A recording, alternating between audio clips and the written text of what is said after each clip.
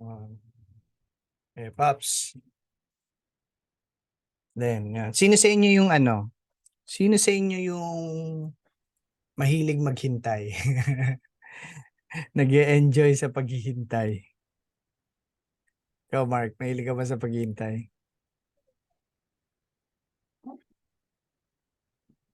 Um, Depende. Depende sa hinihintay. Kung ang hinihintay ko noon yung matamis na oo, naghihintay ako. Hindi ka naiinip. Hindi ka mainipin kasi, no? Hindi, hindi. Oh. Hindi, pero ano, no?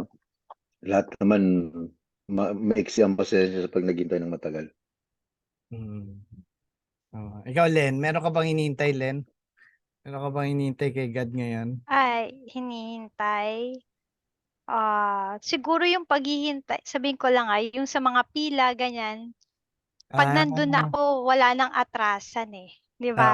tama, tama. Katulad niya, naghihintay ka ng sasakyan, ng Grab. Nag-set lang ako ng daily example ko ah. Kasi sige. minsan you have to be patient or else minsan kapag hindi ka Mm. pasensyoso, mas nalalapit ka sa danger eh. Or Tama, ano tama. eh. Tama, tama. Kasi inuunahan mo na, maglalakad na ako tapos mamaya nandun pala yung danger. So, yon. Pero natuto na rin ako maghintay kasi hindi pwedeng sarili ko lang iniisip ko. So I have mga kailangan kong i-consider. Now Mm, when it comes to my faith kay God, yes. talagang test of ano talaga patience and faith.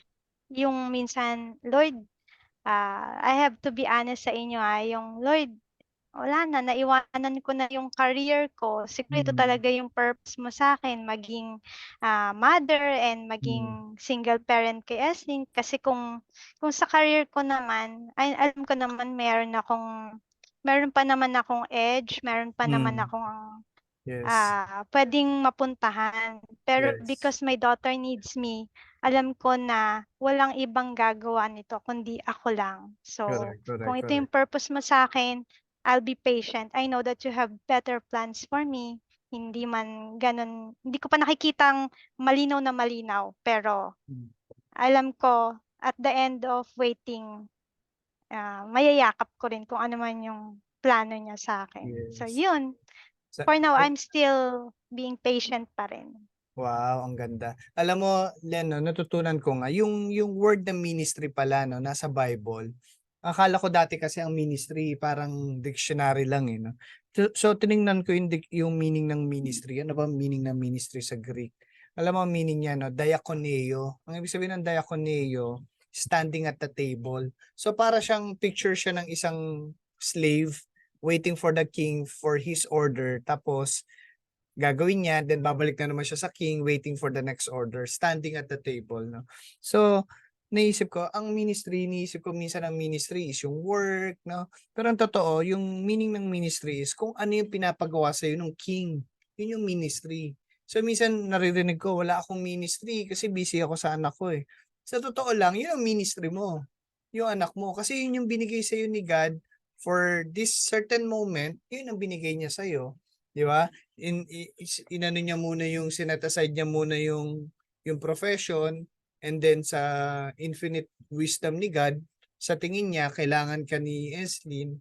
So para kay God, yun yung ministry mo sa moment na to. So tama yung ginagawa mo na sobrang humble ka, no? Na parang sige, willing ako i-let go muna to kahit na tingin ko meron akong edge diyan, meron akong magagawa diyan. Kung Lord, ito yung sa tingin mo para sa akin. Sobrang ganda ng senior mo, sis. Alam mo ako rin eh, meron nga akong hinihintay, no? Meron akong hinihintay for a year, for ano, eksakto 1 year ko na siyang hinihintay. And then only to find out, no, this past week nalaman ko na hindi siya para sa akin. And sobrang hirap, no? Kasi hinintay mo eh, umasa ka kay God, umasa ka kay Lord, 'di ba? Ginagawa sa ang sabi ng Bible, seek first the kingdom of God and everything else shall be added unto you. So inuna ko siya, hoping na siya bahala doon sa mga binitawan ko, only to find out na hindi pala. Pero ang hindi ko ang na-realize ko as I pondered sa mga nangyari na-realize ko, nasa waiting room pa rin ako.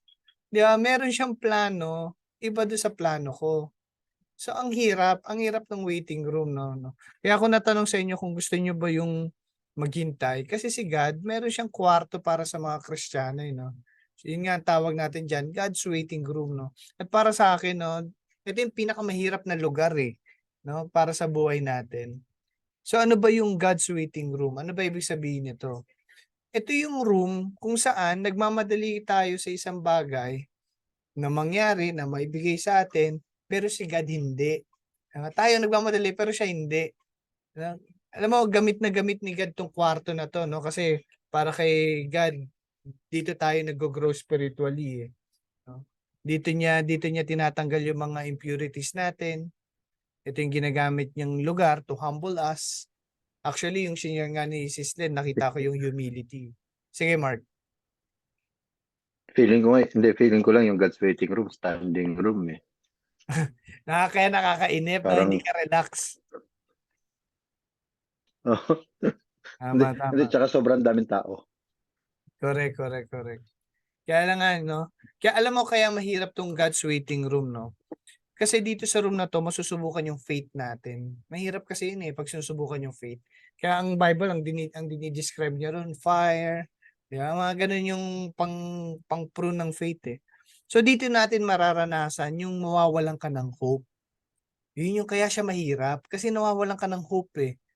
Sabi ni Lewis Mumford, sabi niya, "A man can live 3 weeks without food, 3 days without water, 3 minutes without air, pero sabi niya, but he cannot live 3 seconds without hope." Gano'n katindi yung hope, 'di ba? Gano'n katindi. Kumbaga tatlong segundo lang na mawalan ka. Kanina Mark, 'di ba, pinag-uusapan natin si Mm. yung artista, 'di ba, na nag-suicide. Ang iniisip ko, malamang sa malamang, 'di ba, kahit na in the world's view na meron siya ng mga dream ng maraming tao. Pero yun nga, eh, 'pag nawalan ka ng hope, magki-quit ka talaga, eh, magki-quit ka talaga, eh. So, alam ko 'no na tayo somehow medyo na-experience na rin natin na mawalan o maging hopeless 'no. So, sobrang hirap niyan. Alam niyo 'no, 'pag titingnan natin yung Bible, interesting 'to, eh, 'tong ng Bible, timeline ng Bible.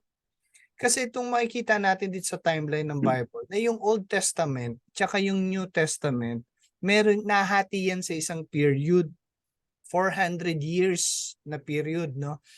Itong 400 years na 'to, itong gray 'no, yung sa gitna, yung 400 na yan, walang revelation si God, walang prophet, wala siyang prophet na ginamit.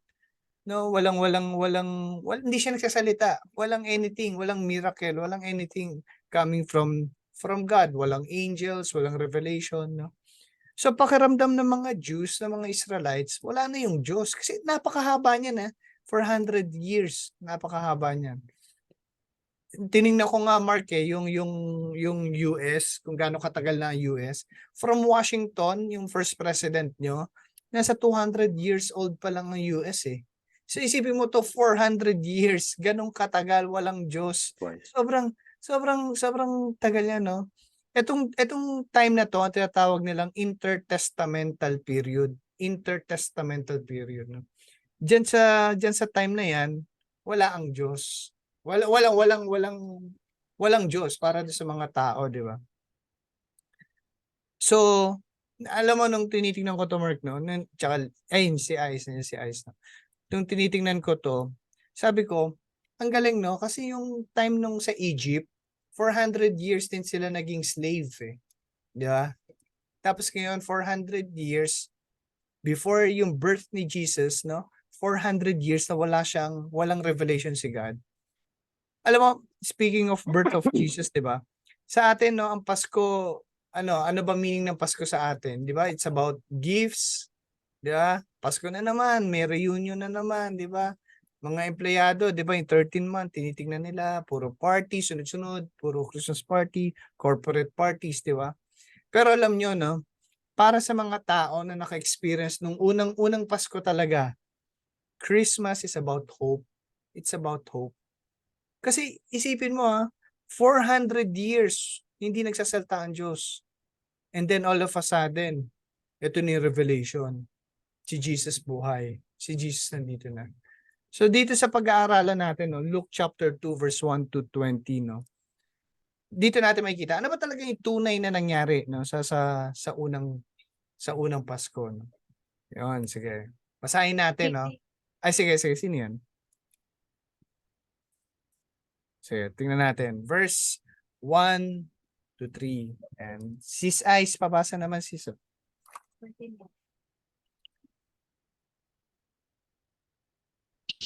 Now in those days, Luke chapter 2, verse 1 to 3. Now in those days, a decree went out from Caesar Augustus that a census be taken of all the inhabited.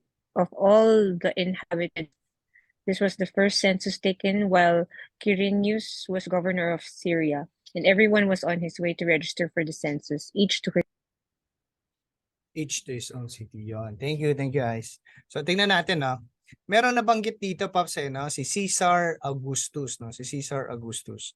Ano bang relevance nitong mabanggit yung pangalan na yan, no? Tsaka yung Quirinius. Ang galing ng Bible, nagbabanggit kasi siya ng mga tao, eh. So ibig sabihin, pwede mong i-verify sa history. Di ba, kung totoo ba to o hindi. Kasi nagbabanggit siya ng specific persons, di ba? Pero before natin tingnan sino si Caesar Augustus, para magkaroon kayo ng idea, no, kung ano yung timeline ng Bible, tingnan natin muna yung prophecy maganda prophecy ni Daniel. Tingnan natin yung prophecy ni Daniel. Familiar naman tayo dyan, di ba, yung statue na panaginip ni King Nebuchadnezzar na inanalyze ni Daniel. Di ba? Yan yung malaking statue, di ba? Si King Nebuchadnezzar ang nakapanaginip niya, no. Siya yung King of Babylon. Tapos after 7 chapters yata, no, si Daniel mismo nagkaroon ng panaginip. Siya mismo nagkaroon siya ng vision.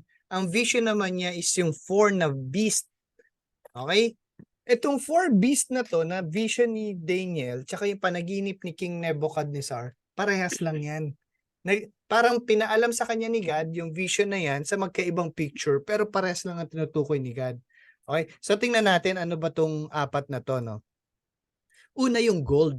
Yun yung head ng statue. Sino yung gold? Yun yung Babylon. Yun yung si Nebuchadnezzar. 'Di ba? Ibig sabihin, itong gold na to sasakupin ang Israelites. Tapos, in time, matatalo siya ng Persia. Ito yung Medo-Persian Empire. Okay? Tapos, ang matatapos tung dictatorship ng Persia ng sino makakatalo sa kanila? Yung brass. Sino yung brass? They are the Greeks. No? They are the Greeks. Tapos, yung Greek, ang makakatalo naman sa kanila are the Roman Empire. At yan yung time ni Jesus. Yan yung kay Caesar Augustus. Okay? Tapos, jump tayo dito sa vision ni Daniel. Sa vision naman ni Daniel, meron siya nakitang Great Sea. Tapos, talagang malaking dagat daw. Tapos, doon sa water na yon mag-e-emerge itong 4 na beast. Sino raw yung 4 na beast? Yung una niya is the lion with the wings of an eagle. So, sinasabi nga niya that you are this, di ba? King Nebuchadnezzar, ikaw yung gold, ikaw yung lion. Okay? Tapos sabi niya ang susunod dito is the bear, which is the Persia.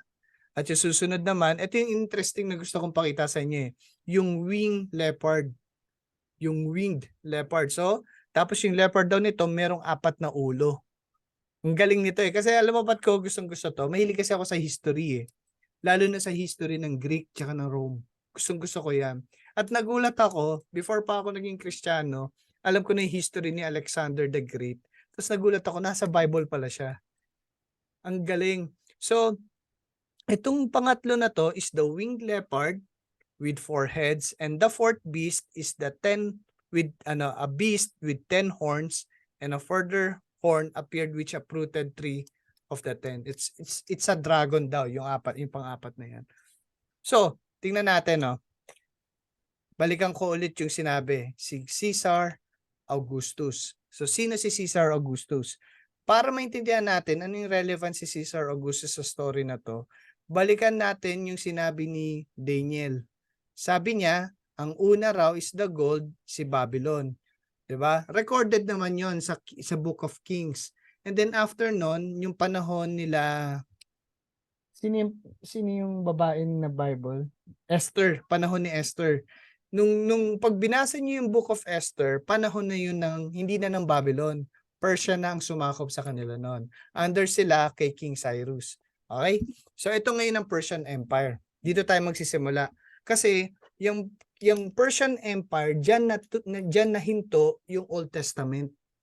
Yung sinasabi natin na before nag 400 intertestamental period, di ba? Nahinto sila sa Persia. So after niyan, yan na yung kailan Nehemiah yung nire-rebuild nila yung mga yung temple. So after noon, Malakay na biglang wala ng revelation coming from God. So nahinto sa Persian Empire. Ang titingnan natin ngayon, ano nangyari do sa 400 years? Ano nangyari do sa 400 years na yon? Ang Persia, pag titingnan mo sa history, ang tumalo sa kanya are the Greeks. Si Alexander the Great. Kung familiar kayo sa history, no? Kaya ako nabibilib dito sa Bible eh. Kasi pag titingnan mo yung history, merong mapa yan eh. May mapa si Alexander the Great eh. Yung tawag natin ngayon, the Roman Empire, the Roman world, no? The Roman known world, no? Inisa-isa ni Alexander the Great yun. Inisa-isa niya sakupin. Alam, familiar ka ba dyan, Mark? Inisa-isa niya sakupin. Pero natapos niya in a few years lang. Parang 10 years lang yata, nasakop niya yung sobrang laking bayan, sobrang laking lupa. Para siyang leopard na sobrang bilis. Diba? Hindi lang siya leopard, meron pa siyang wings. Ibig sabihin, mabilis talaga. Mabilis kasi talaga yung pagsakop niya ng mga lugar. Kaya siya ngayon tinutukoy yung third na beast. Tapos sabi, meron siyang 4 na heads. Ang interesting doon, kasi si Alexander the Great, pinatay to eh. Pinatay siya, di ba? Nalason siya. So nung namatay siya, may pumalit sa kanyang 4 na ulo. 4 na leaders. Hindi ko na isa-isa. Pero isa doon sila Maccabees, Seleucid, no? Yung Maccabees siya kasi Seleucid, medyo malaki ang influence sa Bible. Pag tinignan mo yung Bible ng mga Catholic, no, meron doon Book of Maccabees. Yun yung isang, di ba, alam mo yan, no? Yun yung isang ulo ng empire na yun. 4 na ulo yun eh. So, ito yung sinasabi ni Daniel na 4 na winged leopard with 4 heads. Kasi, ang bilis ni Alexander noon, tapos bigla siyang namatay, biglang may 4 na leaders na umusbong. 4 na leaders.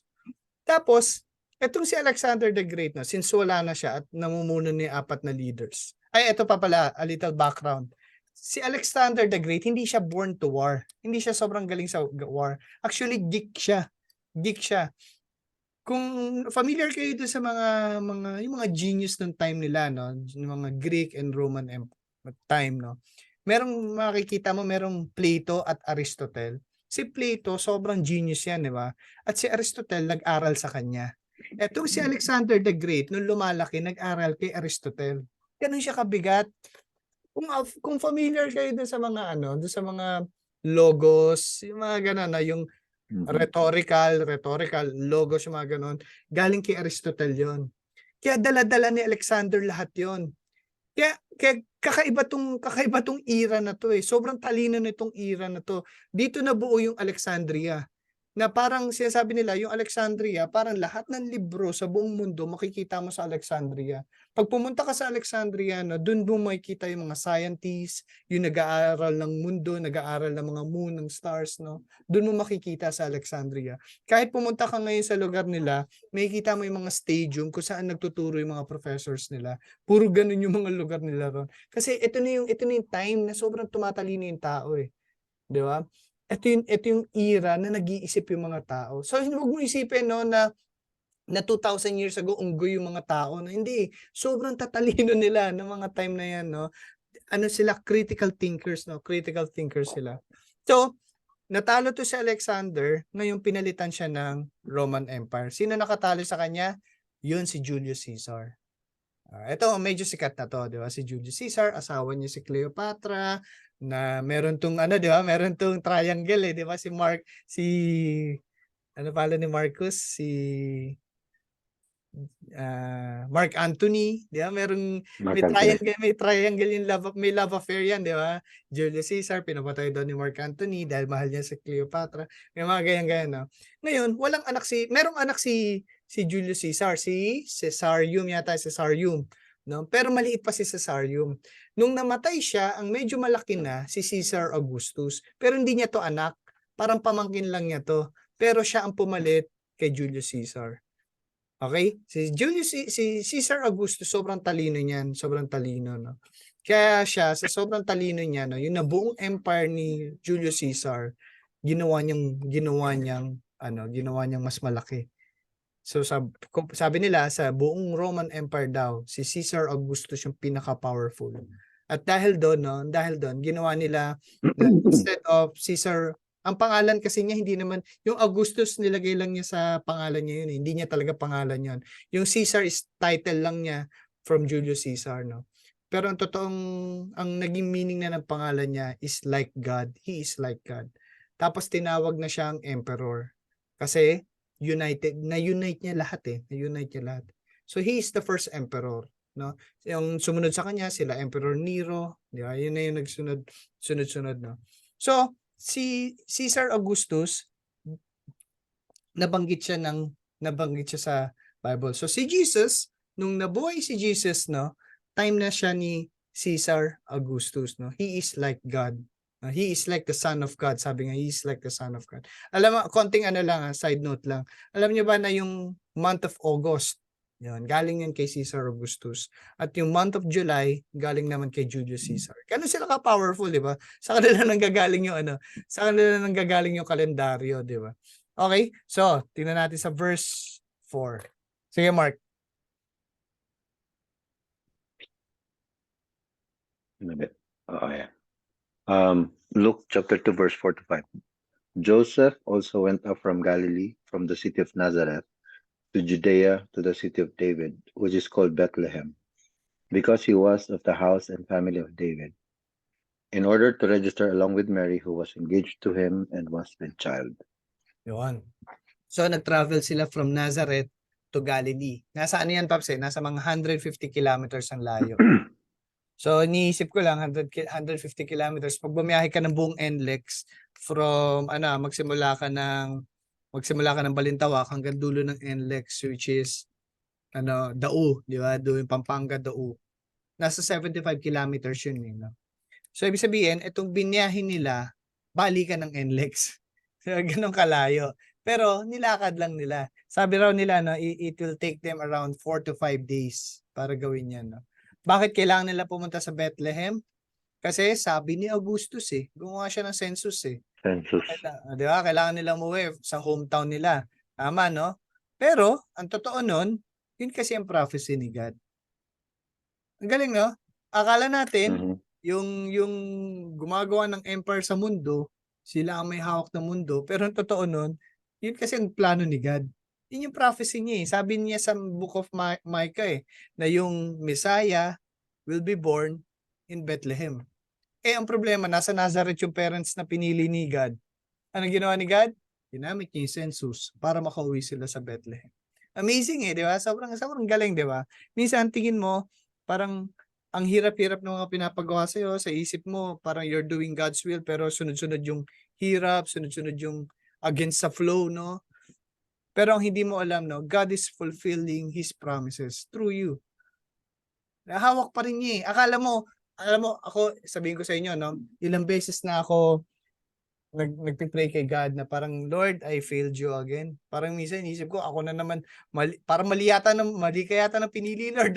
Parang gano'n na kasi parang ang dami kong failure, no, sa mga inuutos mo sa akin, hindi ko nagagawa. Pero makikita mo, no, God is in control, Kasi yung failure mo, ginagamit niya, no? Kaya alam niyo, no, bilib ako kay Mary, Dito sa bagay na to, sobrang bilib ako sa kanya, Kasi, si Mary, aware siya na anak ng Diyos yung nasa womb niya. Aware siya, Pero alam mo, hindi siya humingi ng hindi siya humingi ng limousine para ihatid siya sa Nazareth or sa Bethlehem. Willing siya maglakad eh. Hindi ka nga nakarinig ng ano eh, hindi ka nakarinig ng reklamo sa kanya eh. Pero umalis siya sa comfort zone niya. Umalis siya. At tapos maglalakad siya ng gano'ng katagal. 4 to 5 days. Pero wala siyang reklamo, no? Parang isa lang papagawa sa akin ni God, parang sinasabi ko na, Lord, sa'yo naman 'to, ba't hirap ako? Parang gano'n, 'di ba? Pero si Mary, no, sobrang na-inspire ako sa obedience niya rito. Tsaka talagang yung humility ni Mary, no, na parang ang layo ng nilakad niya, kahit na para kay God 'to, hindi siya nagrereklamo, 'di ba? So, sabi sa next verse, while they were there, the days were completed for her to give birth, no? So, manganganak na siya, no? Ibig sabihin, God is still on track. Di ba? Kahit nande-delay siguro siya sa lakad niya, sabi, the days were completed pagdating niya doon sa Bethlehem. Nung nasa tamang lugar na sila, when the right time came, sabi sa Galatians, no? Ang ganda kasi dito sa Galatians eh. Sabi niya, but when the set time had fully come, God sent His Son, born of a woman. Nung dumating na yung oras na tinakda ng Diyos, sabi niya, God sent His Son.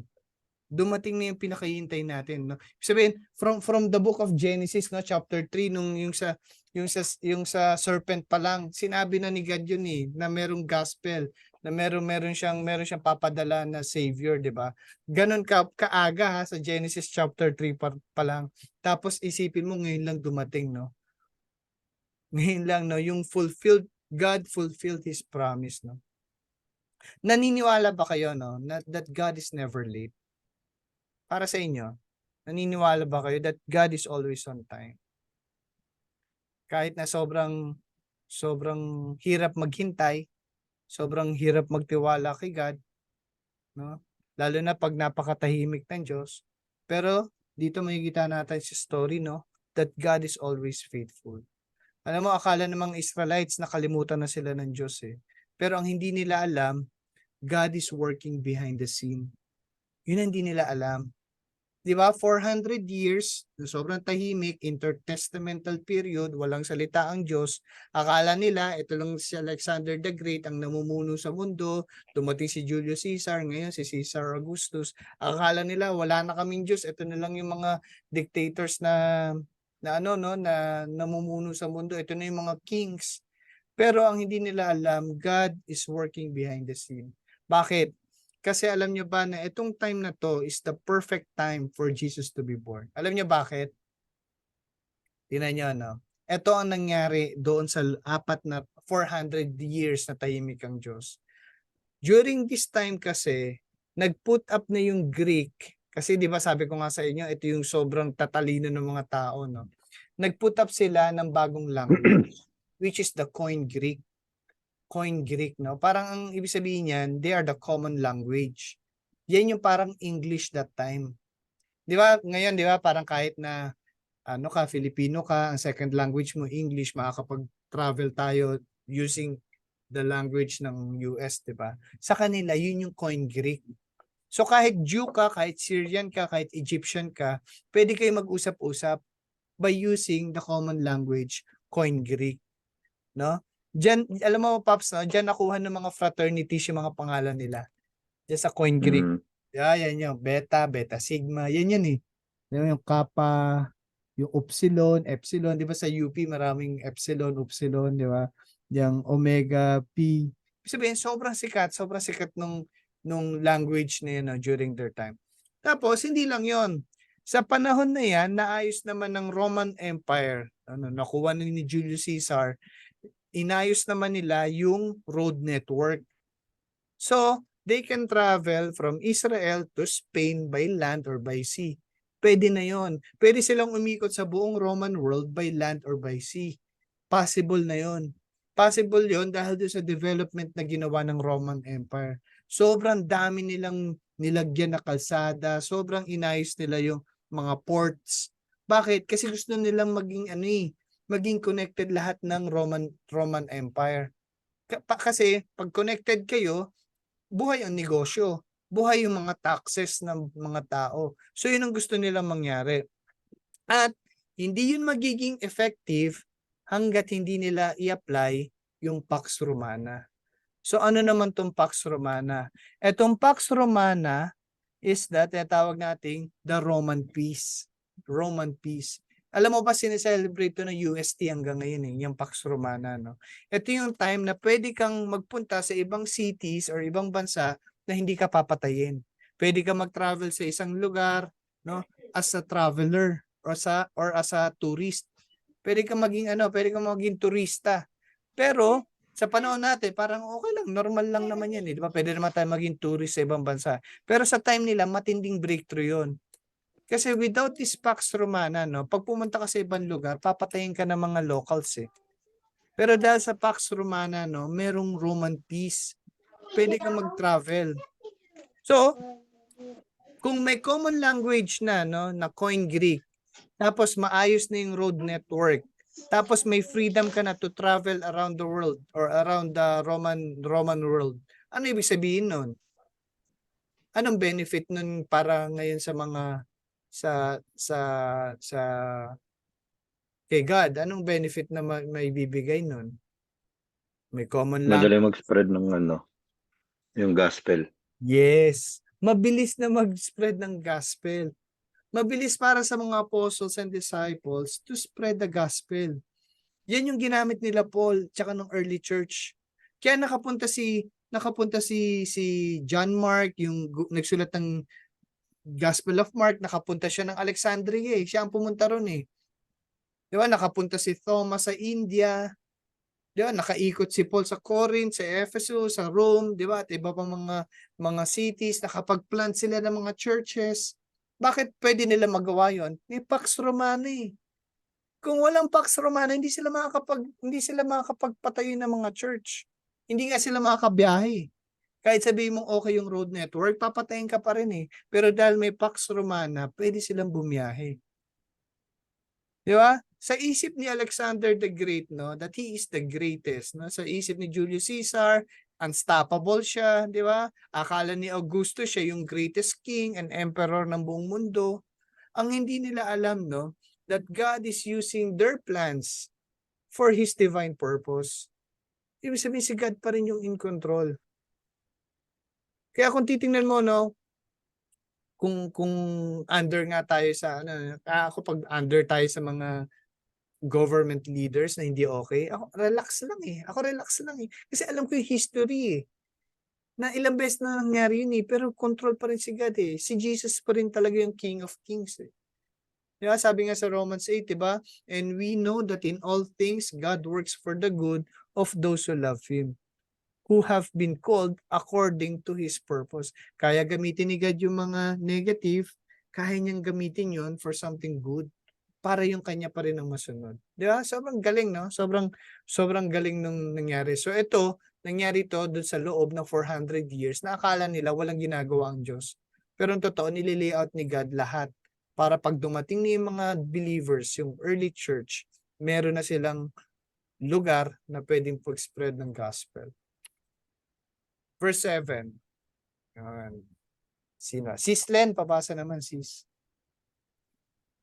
Verse 7. And she gave birth to her firstborn son, and she wrapped him in cloths and laid him in a manger, because there was no room for them in the inn. Yon, walang room, no? Walang room sa inn. Alam nyo, dito pala makikita na eh. Sa simula pa lang eh, no? Ito yung picture of rejection. Yung picture ng rejection is being displayed dito pa lang sa birth pa lang ni Jesus, no? Naisip ko nga eh, sabi ko nga, dalawang klase lang talaga ang tao, no? Yung magre-reject kay Jesus at yung tatanggap sa kanya. Sabihin, kung tatanggapin mo siya, ibig sabihin, you have a room for Jesus in your heart. Kung yung heart mo, puno ng ambitions mo, puno ng personal plans mo, na kapag alam mong pag sinurrender mo to kay God, mawawala, so hindi mo na lang isusurrender.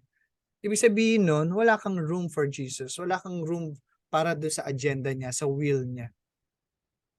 'Di ba? At alam mo, no, lahat tayo, ang totoo nun, lahat tayo wala talagang room para kay Jesus.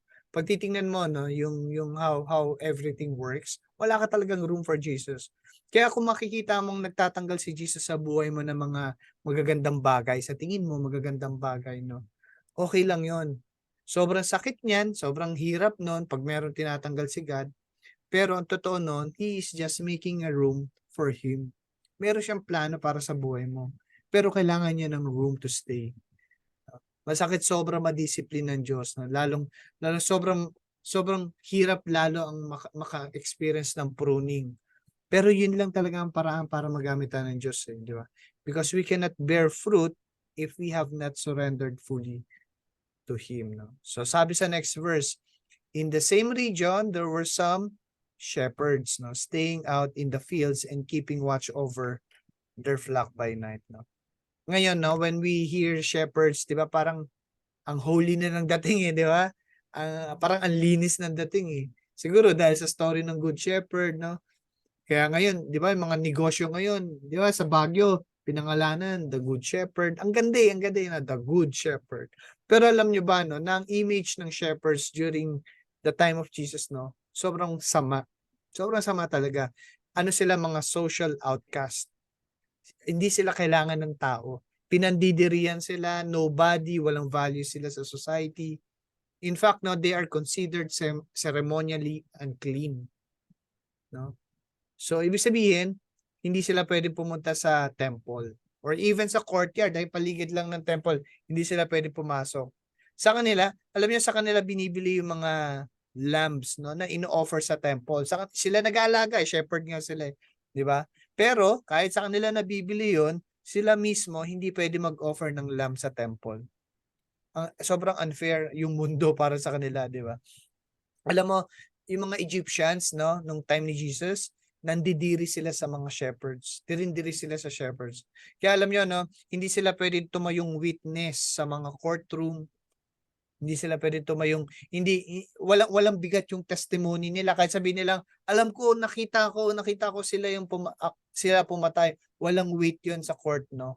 Yung trabaho nila, yun yung lowest form sa society, no. Wala silang pinag-aralan, hindi maayos yung itsura nila. Kaya walang maniniwala sa kanila. Yeah? Pero tingnan mo, ano nangyari dito? Sabi sa next verse, and an angel of the Lord suddenly stood before them, and the glory of the Lord shone around these shepherds, and they were terribly frightened. Yeah? Nakita niyo ba yung picture na to? Nagpadala si God ng angel personally para i-invite yung mga shepherds na to na sobrang rejected ng society. So, grabe, di ba? Alam mo, pag iniisip ko nga, kakaiba tong event na to Kasi unang-una, ano yung location?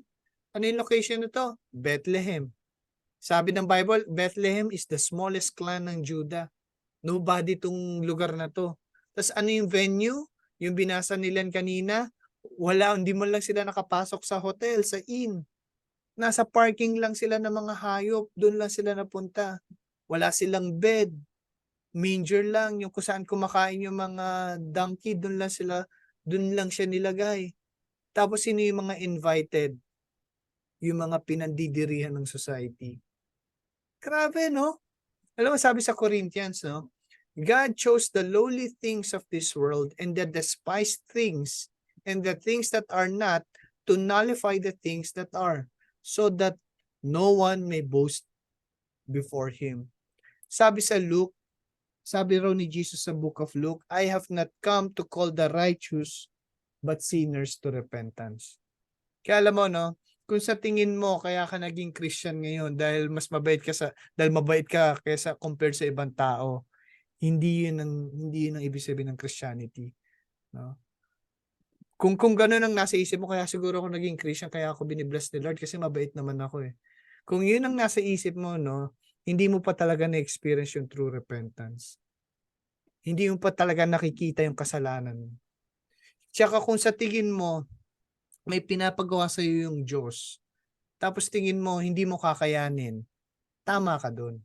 Hindi mo talaga kakayanin. Di ba? Bakit? Kasi nga, isa ka to sa tinawag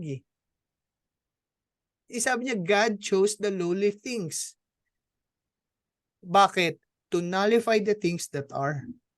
Kasi pag ang kinuha ng Diyos, yung mga walang sinabing sa society, tapos ginamit ng Diyos mightily for His kingdom, anong pinapakita ng Diyos sa mga tao? Yung glory niya. Tingnan mo to, ginamit ko to. ginamit kong tao na wala to kung wala ako sa buhay ng tao na to, hindi niya kaya yan. Pero nagawa niya, bakit? Dahil sa power ni God. So yung glory na pupunta kay God to prove, so that God can prove the world, no? Yung power niya, tsaka yung glory niya. To nullify the things that are. Di ba? So, sabi sa next verse, sino pa ba? Si Bro Carl, baka pwedeng pabasa. Sige, bro. But the angel said to them, "Do not be afraid, for behold, I bring you good news of great joy, which will be for all the people. For today, in the city of David, there has been born for you a Savior, who is Christ the Lord." Yun, thank you bro. Alam mo bro, meron akong napanood before no kay Jessica Soho, yung kay MJS. Matagal na yun eh. Meron siyang feature na isang Pilipino. Sobrang blessed daw nitong Pilipino na to. Kasi pumunta raw siya sa Israel, tapos nakakuha siya ng relic galing sa manger, kahoy na relic, no. Yun daw yung part nung kung yung manger ni Jesus. Tapos sabi ni Jessica Soho at saka nung reporter na sobrang blessed nitong tao na to. Sobrang blessed. Kasi bakit? Nakapag-uwi siya ng relic coming from the birth of Jesus, di ba? Hindi ko alam kung totoo yun, kung legit yun. Kasi ako naniniwala ko na yung manger is made of stone. Kasi kahit pumunta ka ngayon dyan sa Bethlehem, yung stones are very abundant. Meron silang kahoy pero very limited. Kapag ang isang material very limited, may pricey yun, di ba? May value yun. So hindi mo ilalagay sa lalagyan lang ng pagkain ng hayop kung hindi siya kung limited lang yung material na yun, di ba? Pero since abundant nga ang stones nung time na yon, ang paniwala ng mga historians is yung manger is made of stone. Kaya yung nakuha niyang relic, kahoy eh. So hindi ko alam kung legit yun, no? Pero sabihin na natin, kung sabihin mo na totoo yung nauwi niyang material, no? Masasabi ba nating blessed talaga yung tao na yon? Ibig sabihin, kung meron ka talagang iti-take home dito sa event na to, sa birth ni Jesus, no? Hindi yung manger. Kasi sabi rito, no? I bring you good news of great joy. Ibig sabihin, the material itself or the relic itself cannot give you joy. Kung meron kang iti-take home dito, hindi yung manger, hindi yung cloth na ginamit kay Jesus, hindi yung donkey na sinakyan nila, no? Hindi sila Mary, si Joseph, hindi yung mga shepherds, no? Bakit? Because all of them will not cause you great joy. Sabi rito, what cause you great joy? The good news. Sabi niya the good news that will cause you great joy. At alam naman nating lahat, no, that this good news is the gospel. Yun yung Eubangelyo, no? Eubangelyo, the gospel. The gospel or the good news will cause great joy for all the people, no? Pero alam mo, no, aminin mo, nung narinig mo naman yung gospel, di ka naman talaga naka-experience ng great joy. Di ba? Bakit ngayon, no? Wala kang great joy na pagka nag-share ako ng gospel sa mga ibang tao, hindi naman, wow, wala namang great joy. Di ba? Parang wow talaga, walang ganun eh. Parang minsan nga kailangan pa i-convince eh. Alam mo bakit? Dalawa lang yan eh. Dalawa lang yung possible reason. No? Una, hindi talaga natin alam yung gravity ng sin natin. Hindi natin alam na sobrang tindi ng sin na meron tayo. Iniisip natin, hindi naman grabe yung kasalanan ko para problemahin ko yung salvation ko. Hindi naman ako nakapatay, hindi naman ako naka-rape eh. Hindi naman ako ganun kasama eh. So talagang kaya akong patawarin ng Diyos. Alam nyo, no? Meron nga mga ibang tao, no? Nung nalaman nila yung gospel, hindi yung kasalanan nila nakita nila eh. Nakita pa nila yung kasalanan ng ibang tao. Etong tao na to kailangan niya yung gospel. Ito ang kailangan magbago. Hindi yun ang essence ng gospel eh. Kung talagang naiintindihan mo yung gospel, no? Makikita mo yung kasalanan mo at hindi yung kasalanan ng iba. Di ba? Yun yung unang possible reason. Pangalawa, hindi mo alam gaano katindi yung kabayaran ng kasalanan mo. Hindi mo alam gaano katindi yung paraan para ma-save ka. Akala kasi natin, enough na yung good works. Pag tumulong ako sa mahirap, sa simbahan, pag may ministry ka, basta nagsisimba ka, every week, okay na yan. Okay na yan, pwede na yun, enough na yun. Hindi na ako ganun kasama. No? Madalas naman ako magbigay sa mahihirap. Di ba? Kaya na ako paakyatin nun sa langit. No? Akala mo, hindi mo na kailangan si God para mamatay pa sa cross, no? Para doon sa sin mo. Pero alam mo, no? If the Spirit of God truly dwells in you, you will see how sinful you are. Makikita mo yun. Makikita mo gaano ka karumi. Bakit? Because you will see the holiness of God. In short, no, kung nasa iyo talaga ang presensya ng Diyos, makikita mong gaano ka kadumi. Dahil nakikita mo yung light yung light na nagagaling sa Kanya. So, sabi sa next verse, Mark, pabasa naman, no?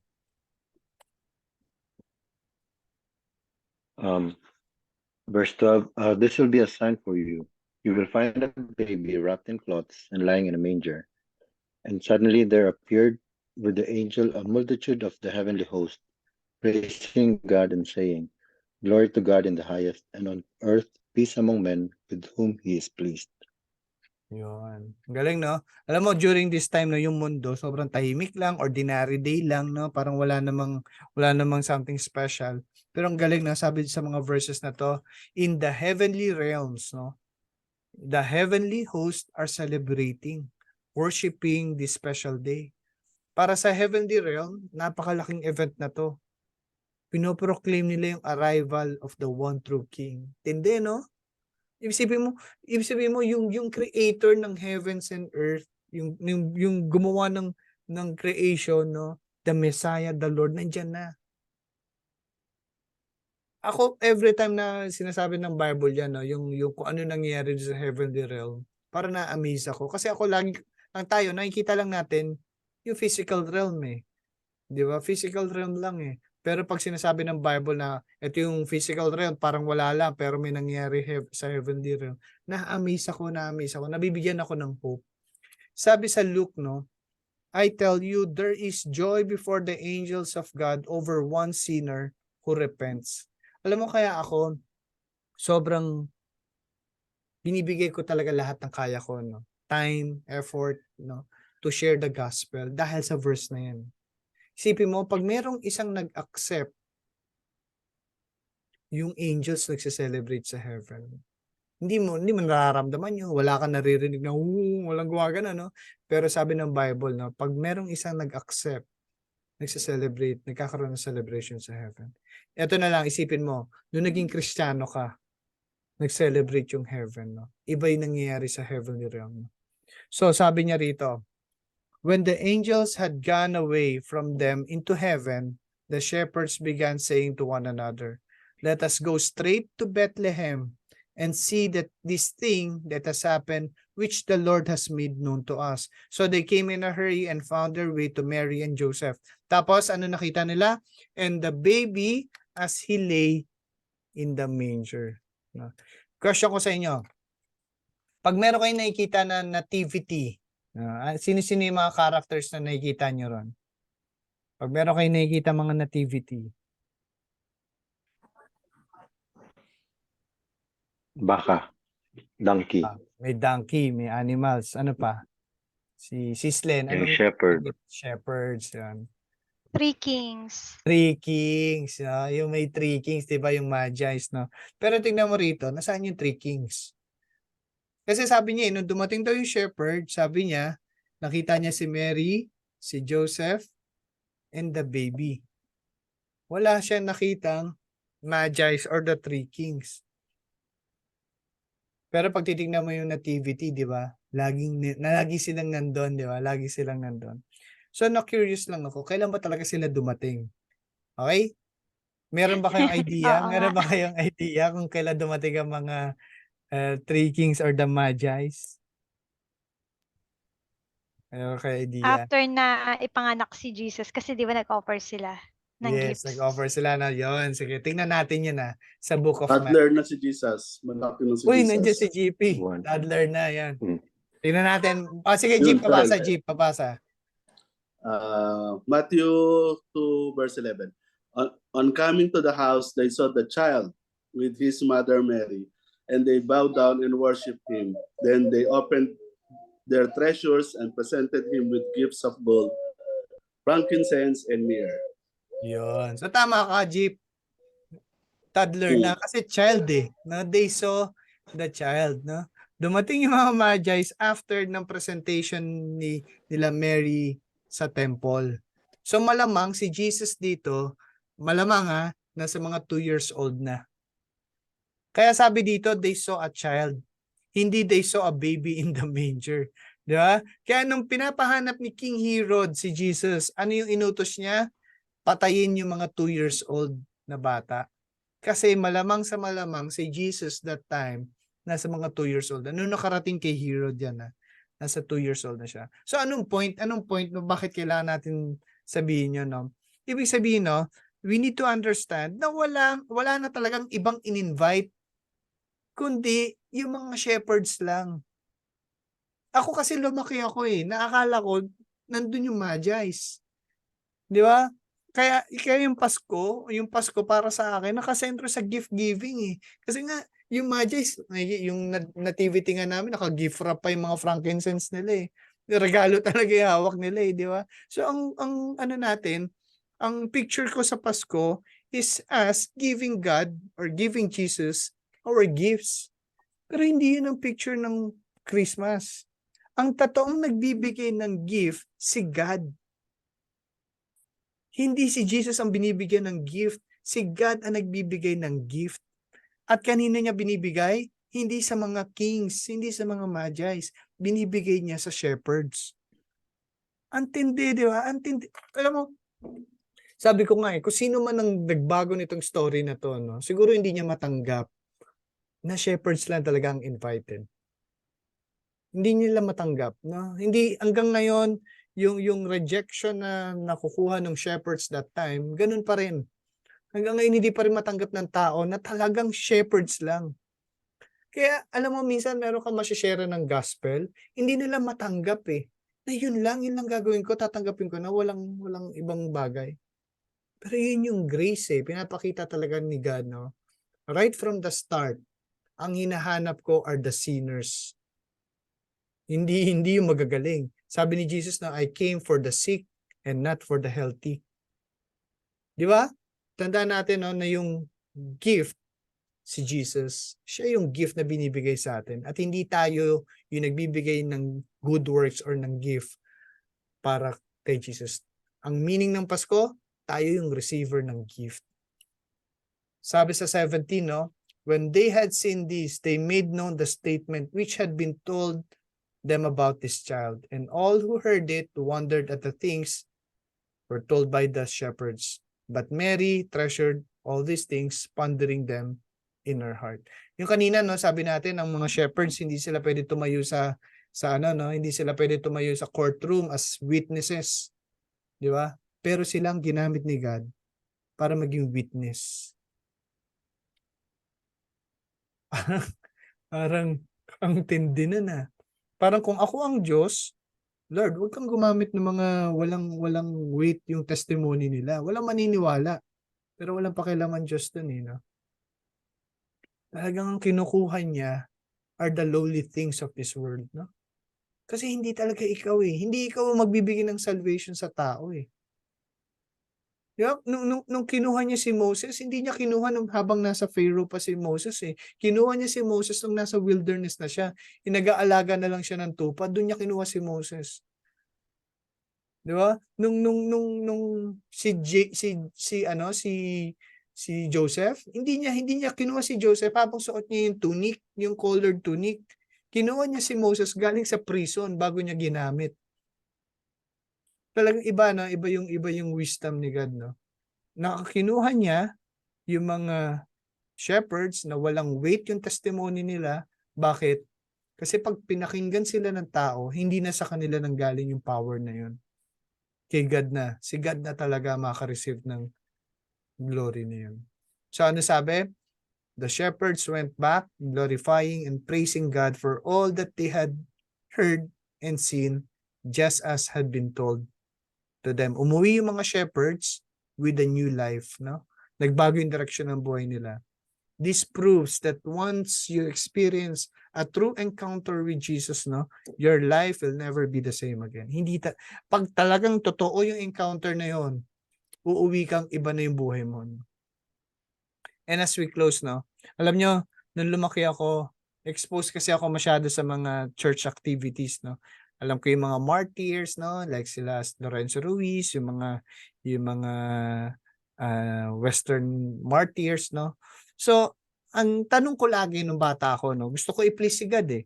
Ang tanong ko lagi, no, can I die for Christ? Kaya ko bang pag napunta ba ako sa Zamboanga, ng mga nahuli ako ng mga Muslim, kaya ko bang mamatay para sa Diyos? Yun na lagi ko iniisip kasi gusto ko maging martyr for God, di ba?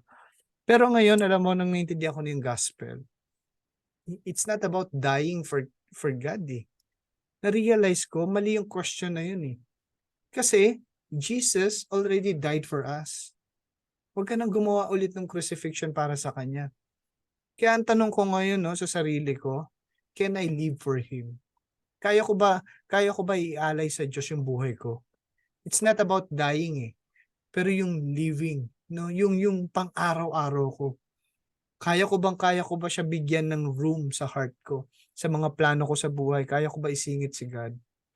Tulad nung mga shepherds, no, they went home glorifying and praising God dahil doon sa nakita nila. Ganon din ba tayo? Ganon din ba tayo na uuwi tayo that we want the people to know kung sino yung nakita nila.